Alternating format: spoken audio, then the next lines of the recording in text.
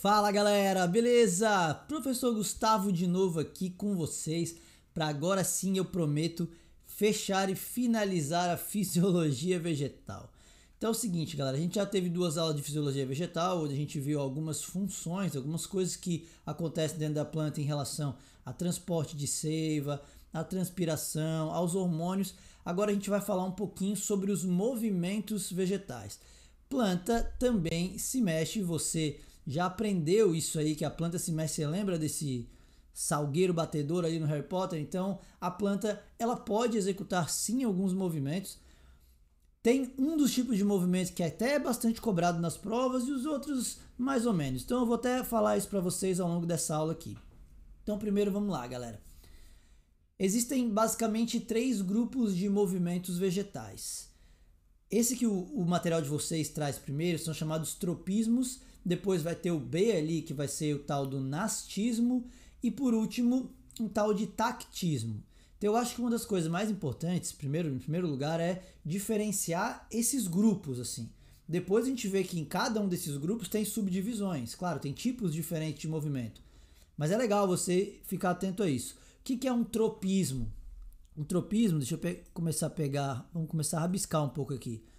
Um tropismo é um movimento que a planta faz, que ele é irreversível, então já fica isso na cabeça. Ela faz aquele movimento, ela não pode voltar atrás, digamos assim, e sempre é orientado por uma fonte de estímulo, em relação a uma fonte. Então o movimento ele varia, ele não é sempre o mesmo. Depende de onde vem a fonte do estímulo, o movimento vai ser um pouquinho diferente. Talvez você já esteja tentando associar algum tipo de movimento de planta que você conhece e que mude, varie de acordo com a posição do estímulo. Então isso é um tropismo. Então é um movimento irreversível e um movimento que vai variar em relação a uma fonte de estímulo, beleza? Ele é orientado por uma fonte de estímulo. E aí nós temos quatro tipos de tropismos.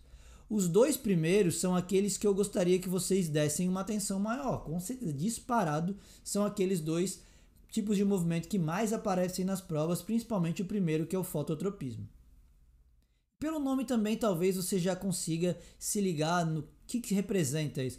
Fototropismo é um tropismo orientado pela luz. Geotropismo é um tropismo orientado pela Terra. Como assim? O que é da Terra? Gravidade. Esse geotropismo também vai ser chamado de gravitropismo, mas a gente vai ver depois. Quimiotropismo, que é um tropismo orientado por substâncias químicas, e o tigmotropismo, que é um tropismo orientado por contato físico, tá? Bora lá então. Vamos começar, obviamente, pelo fototropismo, que é justamente esse tropismo orientado pela luz. Dá uma olhadinha na imagem, vê o que tu consegue interpretar um pouquinho dela, enquanto eu tomo a minha aguinha aqui.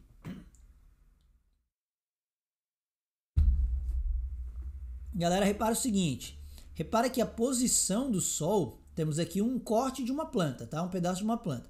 Repara aqui que a posição do Sol vai influenciar em se essa planta vai se mexer ou não, beleza? E por que ela se mexe ou não. Então repara que você tá vendo aqui, professor, a imagem é em inglês. Galera, mas vocês têm aula de inglês, não tem aula com celinho? Então tem aqui, ó, cell elongation. Então, o que ele está querendo dizer aqui é que essas células estão se alongando, estão se esticando. Pela ação de quem? O que é esse tal IAA aqui? Ó? É o AIA. Lembra do hormônio? Auxina. AIA é o ácido indolacético, que é a principal auxina nas plantas. Então, olha o que orienta. Se você lembra da nossa aula passada, se você viu a aula passada, uma das funções da auxina era justamente o alongamento da célula, que fazia esses movimentos de fototropismo, geotropismo e tal. Então repara uma coisa que você está conseguindo observar nessa imagem, que a posição do Sol vai influenciar em que região nós temos uma concentração maior dessas moléculas de auxina. Vocês estão conseguindo entender que enquanto o Sol está bem a pino, aqui está bem em cima, essas moléculas de auxina que são produzidas no ápice, lembra? O ápice é essa pontinha aqui, ó. As moléculas de auxina são produzidas e depois vão sendo distribuídas. Quando o Sol está iluminando de maneira igual, os dois lados aqui, ó, a auxina ela é distribuída de maneira uniforme. Repara que à medida que o Sol vai se deslocando, a auxina se desloca para o lado oposto, ou seja, no lado que está sombreado. E olha só que interessante, é isso que eu quero que vocês observem nessa imagem. Lembra que a auxina faz a célula alongar? Então, quando a gente tem uma concentração maior de auxina desse lado aqui, ó, do que do outro, essas células do caule serão estimuladas a crescer, porque a auxina vai estimulá-las a se alongar aqui, ó. Então elas começam a alongar, alongar, alongar e as outras não. Então a ideia, ó, assim, ó, a minha mão tá aqui, tá? Minha mão tá aqui. Esse é um lado do caule e esse é outro. Esse lado do caule aqui, ó, tá sendo iluminado, tá? Tá sendo iluminado. Esse tá no escuro. Então essas células que tem mais auxina, que a auxina ela se concentra mais na região que está no escuro, elas começam a crescer e essas não. Quando elas vão crescendo, elas e começam a curvar o caule para aquele lado. É por isso que o girassol ele curva em direção ao sol, porque a auxina se concentra na parte que está mais escura e aí aquelas células vão alongando e vão em direção ao sol. Então é isso que a gente vai ver agora num fototropismo, que é um movimento orientado pela luz. Não precisa ser a luz do sol, tá? Pode ser uma luz artificial ali, dependendo do tipo de luz, de lâmpada que a pessoa utiliza, mas a gente pode classificar como um movimento orientado ali pelo sol. E aí nós temos uma coisa interessante que é a seguinte. Olha só, presta atenção no que está acontecendo nesse experimento. Aqui a gente é um experimento que para verificar o fototropismo na raiz e no caule. Então nós temos aqui raiz e caule, tá? Um pedaço ali de raiz e de caule. Lembra que, e aqui a gente coloca uma luz iluminando mais um lado do que o outro, uma luz unidirecional ali, ela tá num dos lados. O que vai acontecer na sequência? Lembra que a auxina vai passar a se acumular nesse lado aqui, né? Tanto no caule quanto na raiz, a auxina vai acabar migrando para o lado que não está sendo diretamente iluminado. Então nós teremos nessa face não iluminada, repara aqui, ó, essas bolinhas vermelhas, uma concentração maior de auxina. Isso tanto no caule quanto na raiz. Por que a gente vê o caule e raiz curvando para direções opostas?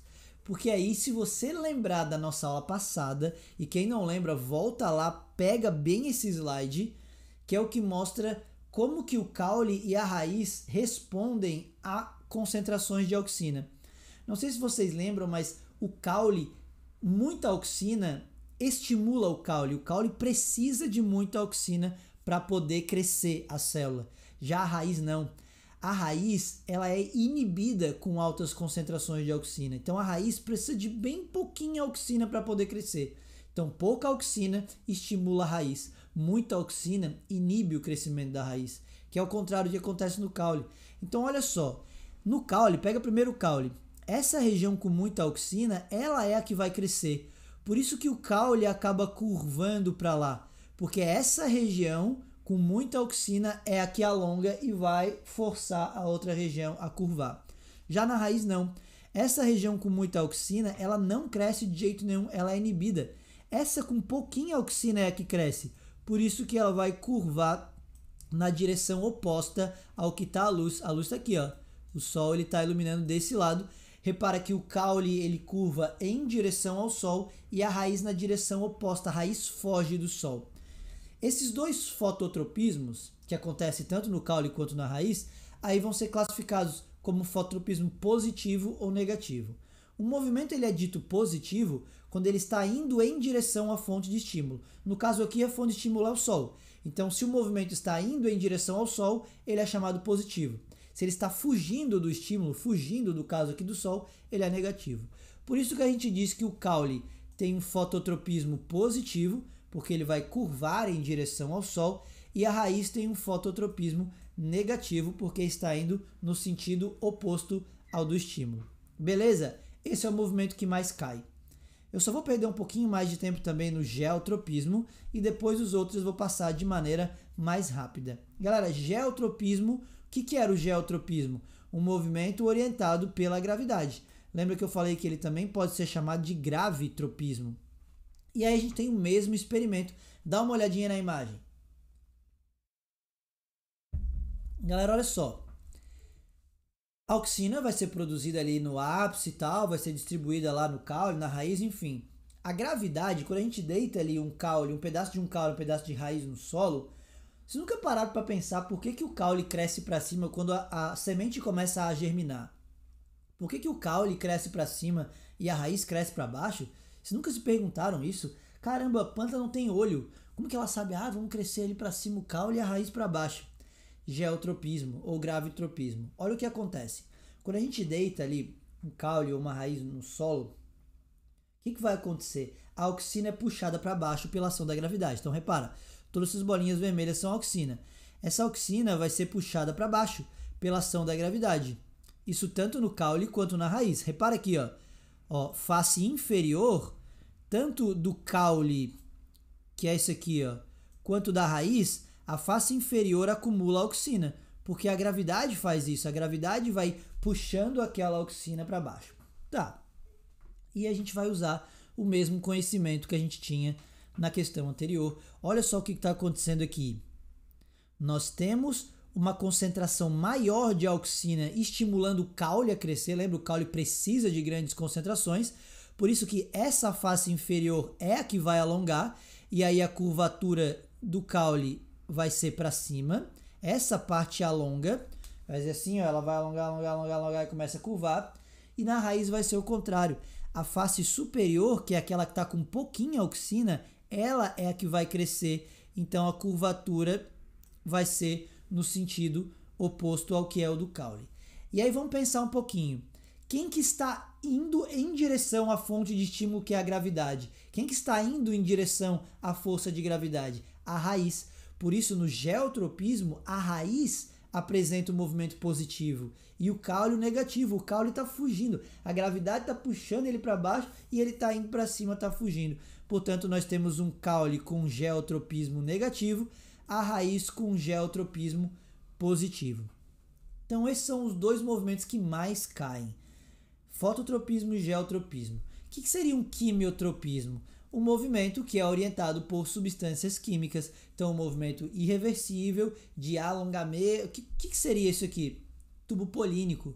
Você, quando estuda a reprodução de gimnospermas e angiospermas, sabe que quando o pólen, o grão de pólen, atinge o estigma, que é essa regiãozinha aqui da ponta do carpelo, o pistilo, que é toda essa estrutura feminina de reprodução, quando o grão de pólen chega ali, o gameta masculino está lá dentro, por exemplo, o núcleo espermático.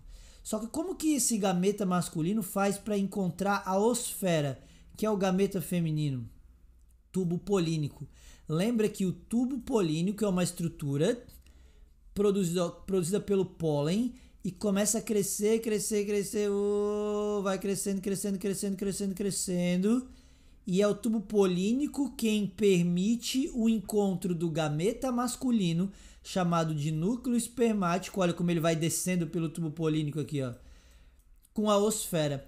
Esse tubo polínico, ele vai alongando. Como que ele sabe até onde ele tem que ir? Como que ele sabe que ele tem que crescer aqui para dentro do carpelo e não começa a crescer para fora aqui, Ele é orientado por substâncias químicas. Isso é um quimiotropismo. É um movimento orientado por uma fonte de estímulo, movimento irreversível, por isso é um tropismo, e a fonte de estímulo são as substâncias químicas, por isso um quimiotropismo. Beleza? Deu para entender? Quimiotropismo orientado por fonte de estímulo, que é a substância química. E por último, um tigmotropismo, que é um contato, orientado pelo contato. Alguma coisa encosta na planta e aquilo estimula as células dela a alongarem. Plantas trepadeiras fazem isso, cara. É um estímulo mecânico, um estímulo físico, um contato ali mesmo.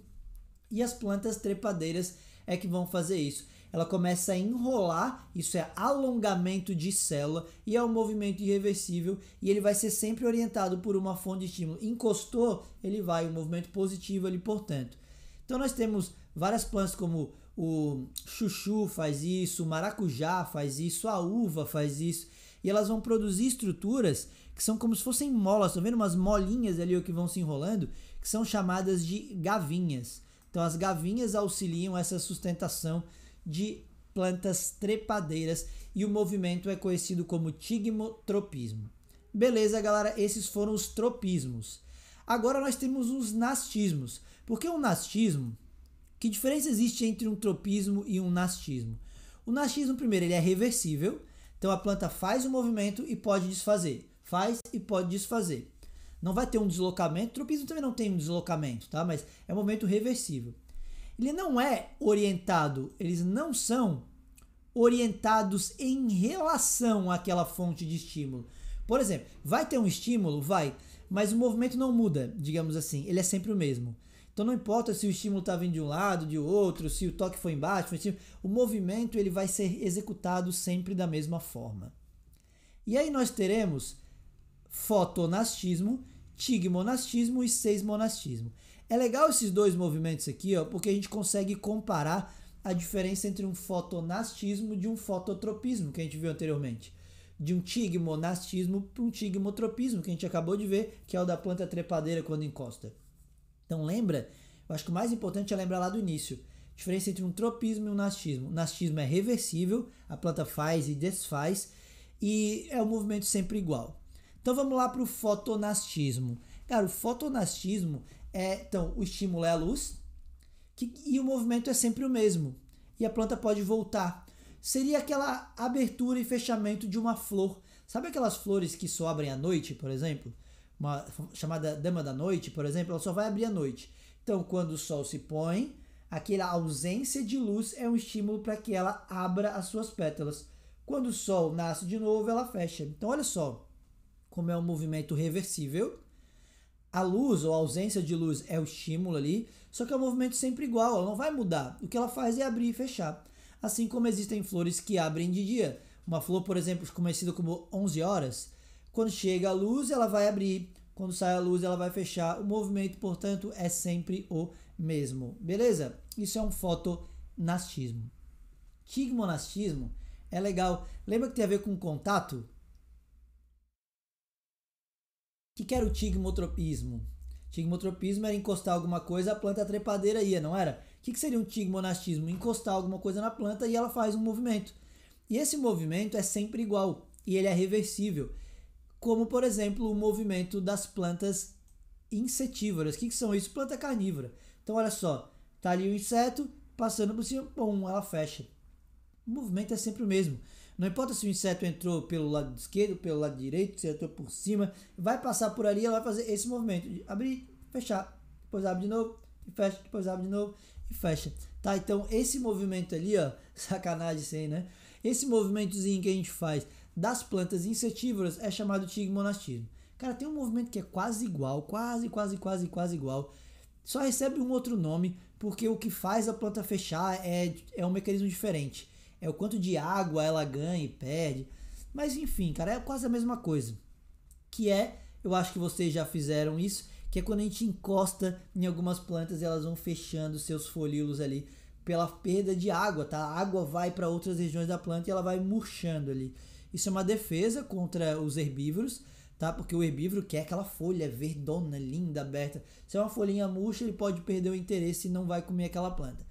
Então aposto que vocês já fizeram isso, é muito legal. Quem não fez isso não teve infância, então quando passar esse período de pandemia, vocês devem sair aí pelas ruas, nas matas, procurando uma planta dessa para fazer. Só assim você será um ser humano mais completo. Então o que a gente tem aqui, ó? Cara, encostou, ela vai fechando. Esse movimento é chamado de seismonastismo. Percebam, o estímulo também é o toque e é um movimento reversível e vai ser sempre igual. Isso é um nastismo. Para fechar aqui os movimentos, nós temos tactismos. O que é um tactismo? Tactismo é um deslocamento de fato. Então alguma coisa vai sair do lugar. Não, vocês não vão encontrar uma planta fazendo Cooper na beira-mar. Não é esse tipo de deslocamento, mas alguma estrutura sai daquele lugar, se mexe de fato.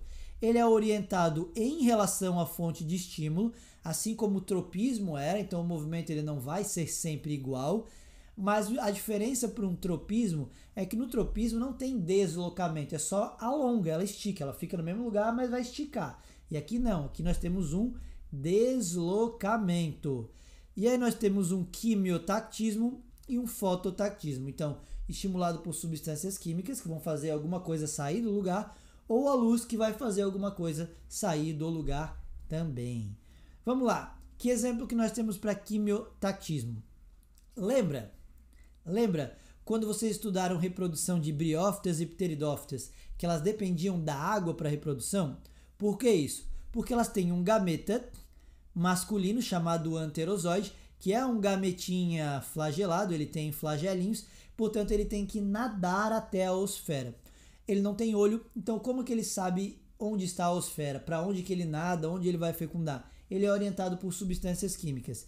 Então, quando ele sai aqui do anterídeo, ele vai se deslocar pela água, orientado por substâncias químicas até a osfera. Então ele vai se deslocar, isso é um deslocamento, por isso é um tactismo. Como esse tactismo é orientado por substâncias químicas, quimiotactismo. E aí nós temos também um tactismo que é orientado pela luz, chamado de fototactismo. Então, vamos dar um exemplo. Cloroplastos numa célula vegetal, eles podem se deslocar e esse deslocamento ele vem por causa da luz. Lembra que o cloroplasto tem clorofila e aí aquela luz vai estimular e dentro da célula existe um movimento de organelas que no caso dos cloroplastos esse movimento é orientado pela luz, o movimento é chamado ciclose e tal, e se a gente iluminar uma célula vegetal unilateralmente, como a gente está vendo aqui, os cloroplastos todos eles vão se deslocando para essa região. Então, cara, isso é muito interessante, isso é um tactismo, é um deslocamento orientado pela luz. Chega, acabou o movimento de planta. Então, agora, para acabar, para encerrar mesmo, eu queria falar de uma coisa chamada fotoperiodismo. Galera, vocês já pararam para perguntar assim, que diferença faz? Você sabe que diferença tem nos lugares que tem as estações tal definidas? Que diferença tem do inverno, da primavera, do verão, sem ser a temperatura? Que diferença existe, de fato, sem ser a temperatura, a chuva e tal? O comprimento do dia, a duração do dia. Como assim? O dia não tem 24 horas? Sim, mas a duração do período que tá claro e que tá escuro, tá? Isso é importante pra caramba. A duração, isso tem uma diferença. E essa diferença vai ser importante para a planta também. A planta detecta isso, detecta se aqui está muito tempo no escuro ou muito tempo no claro, beleza? Beleza, ela detecta, mas o que vai ter de diferença na prática para a planta? Que é isso que a gente vai ver agora. Fotoperiodismo, então, são as respostas biológicas de um organismo que estão relacionadas com a duração do dia e da noite. Então, isso é o foto, vem de luz, periodismo, período do dia que a gente tem luz e o que a gente não tem. Beleza? Que você sabe que varia ao longo do ano. O fotoperiodismo ele vai influenciar em várias coisas na planta, mas principalmente na formação das flores. Aí vem aquele lance, galera, de primavera, estação das flores. Como que a planta sabe quando é primavera, verão? O que isso muda de fato? E é isso que a gente vai estudar agora. Então essa floração, essa formação das flores vai ser totalmente influenciada pela duração do dia e da noite. E quem capta esse estímulo, quem detecta se tem muita luz ou pouca luz, não é a clorofila, tá? Galera, presta atenção, as questões às vezes fazem uma pegadinha com isso. A clorofila, ela vai absorver luz para fotossíntese. Para formação e produção de flores, quem vai fazer isso é o fitocromo. Fitocromo é uma proteína que vai perceber a quantidade, a duração do dia, não a quantidade de luz que ela está recebendo naquele momento, e sim por quanto tempo, é o fitocromo. E aí, de acordo com a duração do dia, cada planta vai apresentar o que a gente chama de fotoperíodo crítico. O que é isso? É um período de iluminação, então, período de iluminação, que é o limite entre ela produzir flor ou não. Então, é o limite entre a floração e a não floração. Ah, professor, não entendi, ficou confuso. Calma, a gente vai ver isso na sequência e vai ficar um pouco mais claro. Mas o fotoperíodo crítico é aquele tempo assim, ó, fotoperíodo crítico de 10 horas. 10 horas é o limite. Se a planta receber mais do que aquilo, ela floresce, menos ela não floresce. Entendeu? É mais ou menos nesse lance. Então vamos entender uma coisa. De acordo com o seu fotoperíodo crítico, uma planta ela pode ser classificada como uma planta de dia longo ou uma planta de dia curto. Como assim? Vamos entender. Você sabe, por exemplo, às vezes você compra uma planta, ela tá com flor, aí a flor morre, normal, né, e tal. E aquela planta nunca mais dá flor. A gente fica, caramba, o que aconteceu com ela? A planta nunca mais deu flor, eu gostei, faz 3 anos que ela tá comigo. Cara, às vezes você não está fornecendo a quantidade necessária de luz por dia para que ela possa florescer. Ou às vezes ao contrário. você está fornecendo uma quantidade muito grande por dia de luz e por isso que ela não floresce. Vai depender se ela é uma planta de dia curto ou planta de dia longo. O que seria uma planta de dia longo? Essa planta ela vai florescer quando ela é exposta a fotoperíodos superiores. Então ela precisa de fotoperíodos superiores ou iguais ao seu fotoperíodo crítico para florescer. Então elas florescem quando são expostas a fotoperíodos superiores. Vamos para um exemplo que vai ficar bem claro. Então aqui na imagem vocês estão vendo uma planta de dia longo que tem o fotoperíodo crítico igual a 11 horas. E ela é uma planta de dia longo. Então o que era a planta de dia longo mesmo? Ela só vai florescer se receber uma quantidade de luz maior ou igual ao seu fotoperíodo crítico. Se eu falei para vocês, e a questão vai te dizer assim e tal, que o fotoperíodo crítico dela é de 11 horas, e ela é uma planta de dia longo, ela só floresce se receber 11 ou mais horas de luz por dia. Beleza? Então se ela receber 12, ela floresce, 14, 16, 18, tudo aqui ela floresce. Se ela receber abaixo do seu fotoperíodo crítico, ela não vai florescer. Então 10, 8, 6, 4 horas por dia de luz, ela não floresce porque ela é uma planta de dia longo. Uma planta de dia curto seria o contrário. Uma planta de dia curto, ela só floresce quando ela é exposta a fotoperíodos inferiores ou iguais ao seu fotoperíodo crítico. Então, se ela é uma planta de dia curto, ela vai ter que receber menos luz do que aquele valor crítico, senão ela não vai florescer. Vamos dar um exemplo também na imagem, vai ficar claro de entender. Eu tenho uma planta cujo fotoperíodo crítico é 14 horas e ela é uma planta de dia curto, ou seja, fotoperíodo crítico 14 horas. Se ela é uma planta de dia curto, ela só vai florescer se ela receber menos de 14 horas. Se ela receber mais, ela não vai florescer. Isso é uma planta de dia curto. Para florescer, ela precisa receber menos luz do que o seu fotoperíodo crítico. Se o fotoperíodo crítico dela é 14 horas, se ela receber 13, ela floresce, 11, ela floresce, 9, ela floresce, 7, 6, ela floresce. Mas se ela receber mais do que 14 horas, ela não vai florescer. Então não tem tanto mistério assim. Mas só para fechar mesmo, você deve ter percebido que eu coloquei aqui em barra planta de dia curto, planta de dia longo barra noite curta, porque várias questões trazem que o que influencia de fato se a planta vai florescer ou não, não é o comprimento do dia, da luz, é o tempo que ela passa no escuro. Então essas plantas de dia longo, que algumas questões falam que elas precisam de uma duração de dia, muita luz para florescer, na verdade é porque elas não podem passar muito tempo no escuro. Vários autores dizem que o que influencia de fato a floração é o tempo que ela está no escuro. Então uma planta de dia longo, na verdade, ela não pode passar muito tempo no escuro, por isso que ela é dia longo. Na verdade, ela seria uma planta de noite curta. Então ela tem que passar bem pouquinho tempo no escuro para poder florescer. Se ela ficar muito tempo no escuro, ela não floresce. Tá? Então, fique atentos, que é só você colocar o contrário. Uma planta de dia longo, automaticamente eu estou falando que ela é uma planta de noite curta. Então, porque quanto maior a duração do período iluminado, menor a do período no escuro. Tá? E a mesma coisa acontece com uma planta de dia curto. Uma planta de dia curto, ela só floresce porque ela precisa passar muito tempo no escuro. Então, é esse período de escuro que é o diferencial para ela. E é isso, galera. Esse é o que eu tinha para falar para vocês de fisiologia vegetal. Quem não entendeu, achou muito rápido, volta ali, tá? Vê de novo.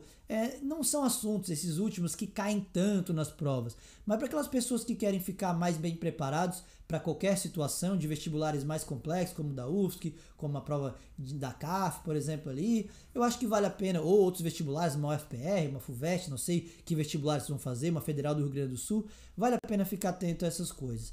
Exercícios sugeridos estão aqui, então fique à vontade. Lembrando que teremos plantões online para a gente fazer questões sobre isso, afinal de contas, fisiologia vegetal é o assunto da nossa terceira verificação de aprendizagem. Beleza, galera?